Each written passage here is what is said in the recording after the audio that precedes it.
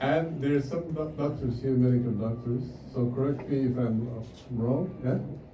No, sorry, I'm Somali, I'm English and all. And dhibaatooyinka ugu weyn oo dadka isbitaalada loo geeyo boqolkiiba 90 waxaa aasaas u ah stress, unfortunately. Okay? So stress معناheeda waxaa waaye يعني everything stops. There's no evolution. wax kobcitaan oo dhan ma jiro the moment of stress you just. Okay? So physically hata there's actually dadka maaragtay dwarfs ka laho yaryar, there's actually a link between their development and stress.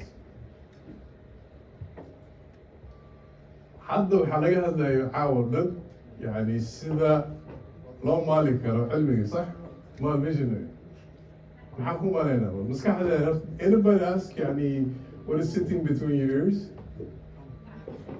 The brain? Do you know how many neural cells you have in your brain? Millions of neurons. How many? Millions of neurons. Billions. A little bit more. Anyone else? Billions. So it's approximate قياسي بقول billion. Because for every experience, there's a new connection. مرمر من على أبو مقالة اسكمراي of perfume who got married perfume مرة فوق الميز, and then it just takes you right away to that place. I'm a music. Why? Because those connections that once was there was lighted. Yeah? So for every experience, there's a new neural connection. Look, عاوة haddii wixii ee dhallinyarada sheegayo dhan idinku cusub yihiin, your brain has changed physically. Okay? All those neurons waxay isticmaalayaan up to 40,000 synapses waxa la. So there's a lot of activities going on. Why am I saying this? This is the number one engine u baahan tihiin inaad lacagta ku dhalisin caawaradaniya. Like nobody's talking about. Okay? So, I will come back to those words. But what here, as kafirina markint. Qaybtaas green, can you turn off the light somewhere? Please. The green area is called the limbic system. Yeah? Waa qaybta emotional brain-ka. Waa qaybta marka qofka stress ka badan uu dareemayo. And stress waa wax kulligeen aan dareeno oo bini aadana u nahay. Dad qaarkood ay u dhahaan ma ani stress waxaa that's bullshit. Kulli stress waa qabnaa. Because stress kala sheegaya is a sense of neurochemicals. habeenkin ilaah amarkiis ilaah quraan wuxuu dhahay jacalna leyla libaasa subaha. So those stress levels hoos u degaan, you will get melatonin subaha saad u seexato. And then in the morning waxaa lagu diyaarinayaa wajacalna nahaara macaasha, so you get all these stress levels, cortisol level is increasing in the morning. waxayna la socotaa the sunrise ilaah amarkiis. Yeah? Marka stress marka waa wax kulligeena qabno. Like the problem waxaa waaye marka ay kala istaagi waayo bahasha. Then you come down and you operate from the green area of your brain. So that is survival. Like in order to be the entrepreneurs that you desire to be, you need to be up here. That's where the frontal lobe is. waa meesha fikiraada, waa meesha aas-aaska iyo qofkiina wax soo alif. Marka haddii aad ka warwarsan tahay talow se wax usoo saara inta ka bilaabaa oo walwal ku galo, good luck, you're down here. Marka ina horta isla fahmo. Okay? One of the worst consequences of a stress issue. Anybody can guess? Depression is a long list of, like the worst one. Suicide comes after depression. Like stress will compromise eventually the immune system. Qofka jirka difaaca jirka ayay baabi'inaysaa, and that's when you get all these autoimmune diseases. Like cancer. والله من كلام سبحان الله. Okay. One of the other, sorry. And perception horta waxaa loo isla wada socdaan ma fahan. So believe waxaan u doortay aaminaada qofka bini aadanka jirkeena waxaa lagu qiyaasaa and every second inuu sameeyo up to 320 million new cells. Those new cells, they inherit information of the previous cells through the telomeres and so on. Like in science, the cells also are intelligent.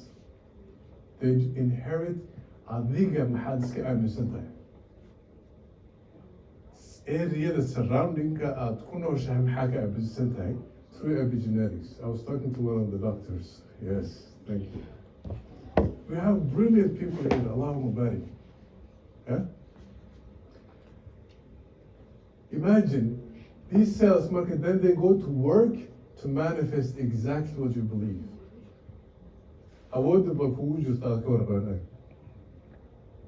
That's why belief is so important. Allah subhanahu wa ta'ala wuxuu dhahay ummad ma bedelno ilaa ay isbedelaan.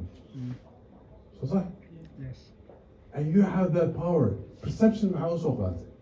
Perception marka waa aragtida aad ka qabtid nolosha. Is linked. So ma? Ilaah amarkiis brain-kan yani inta amount of information soo galayso lama tirin karo. So it has ways to maxaan ku dhahaa filter. Sometimes marka you will only notice what is essential for you. So if you want to become all those creators, so stress is, is a survival mode. Adunkan ilah kuma keeni to survive. You're here to create. You're here to do so much more. That's one of your descriptions. Fine. So you have actually the power to influence and change your reality. Just because you can change, if you change the way you look at the reality. SubhanAllah.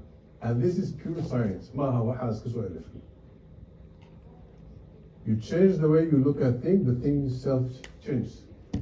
Belief kaano ku xiranta. Sababta perception marka aad wax aragto, information gas already is being decoded here, perception below buxabno. And then it goes through your archive system and everything, and it comes back here.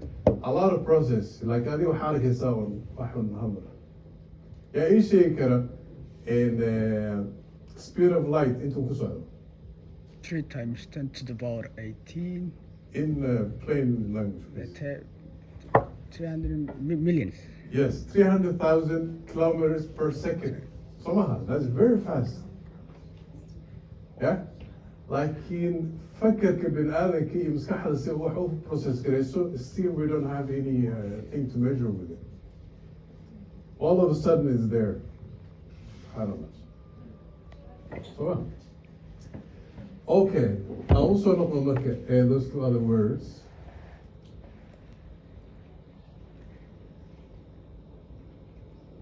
So a little bit about the brain. Marka ogo hadad stress ku jirtid, yani you're not creating anything. Everything stops. Right. Waxaa kaloo rabaa in isla fahno haddana your nervous system. Okay? This is only these 2 slides and this was hard. Marka haddii stress dhibaatadaas ay leedahay, aan anigana aan rabo inaan wax soo saaro, wax soo alifo, aan nolol fiican ku noolaado, how can I influence this? Maxaan ka qaban karaa? Those 2 nervous systems, one is survival and one is living. You're actually living. Farq u dhexeeya malaha. So sympathetic nervous system, waa fight or flight, survival. Lama arko waan ka xumahay, like you're brilliant enough to research self. Yeah? Like in this nervous system, and we're in and out.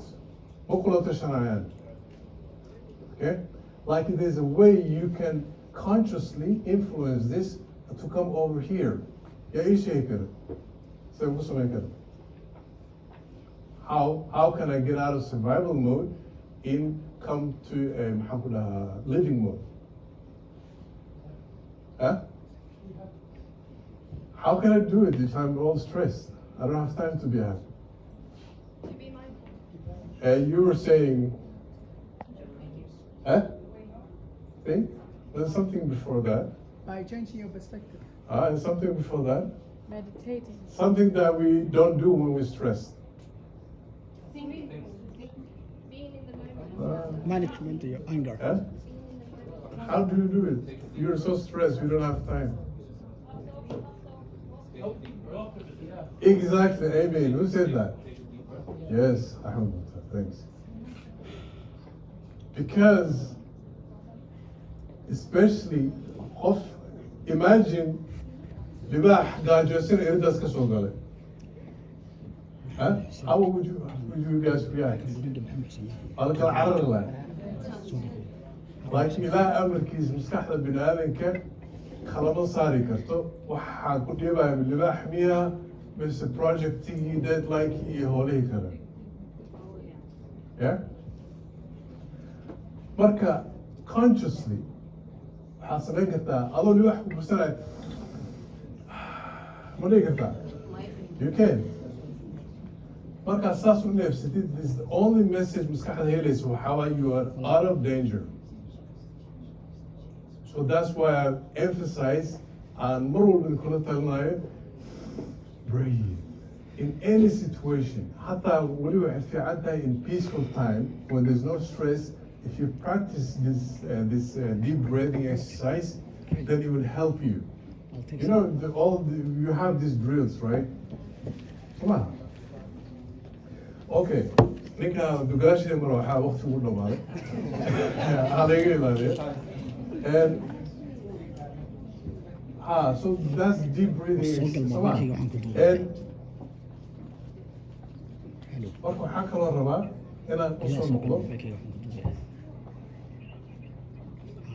this intention. hadday waxaan lahay wamaa khalaqtu ljinna walinsa illa liyacbuduun. So laguma dhihin adduunku waxaan ku keennay inaad entrepreneurs noqotaan. Okay?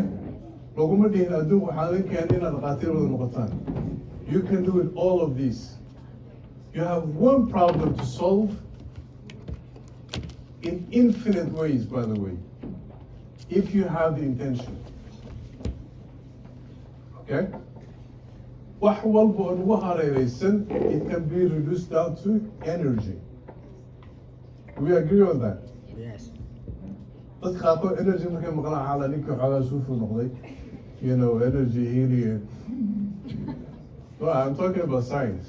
Everything can be reduced down to energy, waves of energy. So that means everything is fields of energy in your magnetic field. Somehow. Your feelings are energy, your thoughts are energy. So this energy will flow regardless, like in intention. إِنَّمَا الْأَعْمَالُ بِالنِّيَّاتِ. So the intention directs where this energy is going. Subhanallah, imagine, Allah subhanahu wa ta'ala, okay, you have one task to solve. In infinite ways, if you have that intention. Haddaad beri soo kacdid oo aad vacation aadid, badda adduunka ugu quruxda badan saas u seexatid, intentionally, in the eyes of Allah subhanahu wa ta'ala, you are the definition of success. Why? Because you're doing this intentionally.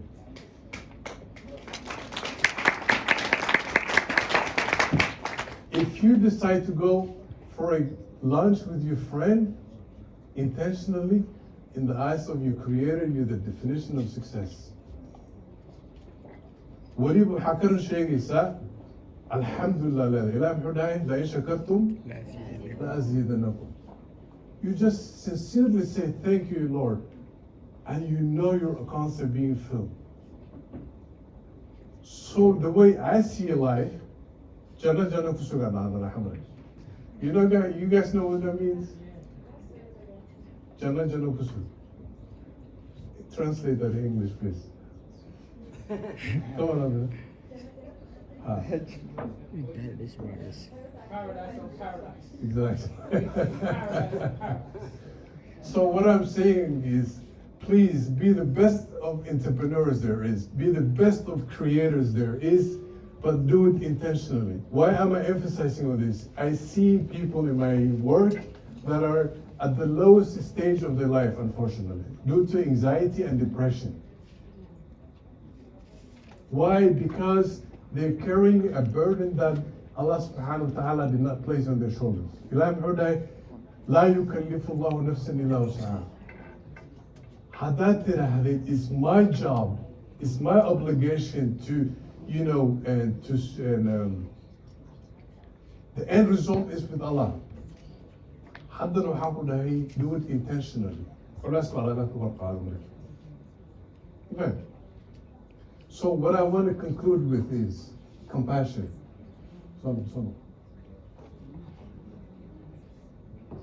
Compassion. The biggest problem we have is because of lack of compassion.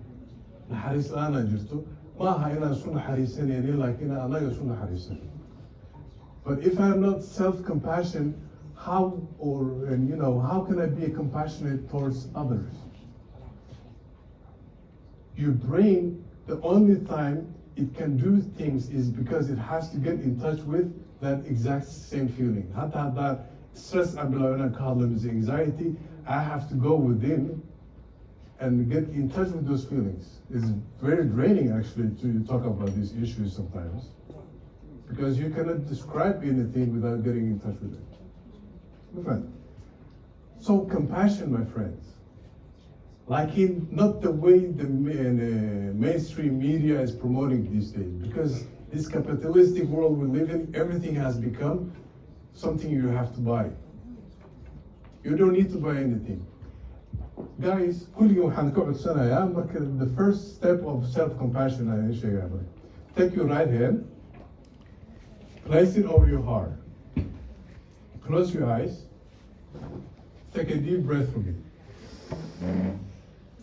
And repeat after me, okay?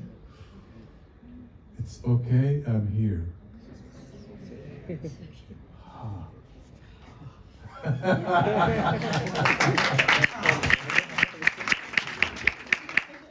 Look at it. Marka, and say that, you have to give yourself reassurance. Huh? One minute, but take a picture of this, and so you can reflect on these questions. Yeah? So what is your biggest stressor? And remember, the way you look at it, if you change it, the stress itself will change. That's your power. Okay? I'm grateful. إلهي سبحانه وتعالى مسكحنا يجيركم لنفوتو أبوري لا يشكرتم لازيدن. قال Muslim, those who are successful people, the common denominator of Hawaii, the gratefulness, iyo charity, because our whole biology is designed in such marka sadaqala baxno in dhicaan maskaxda sii dayso oo jirkeena iyo maskaxdeena caafimaad leh. Markaan compassion markaan dad caawinayaan sadaqa la baxno hadday noqoto xooggeena, hadday noqoto lacag, iyo marka Ilaahay subxaana wa tacaala u shukrinayno, gaali Muslim, the brain has to release these chemicals. Subhanallah.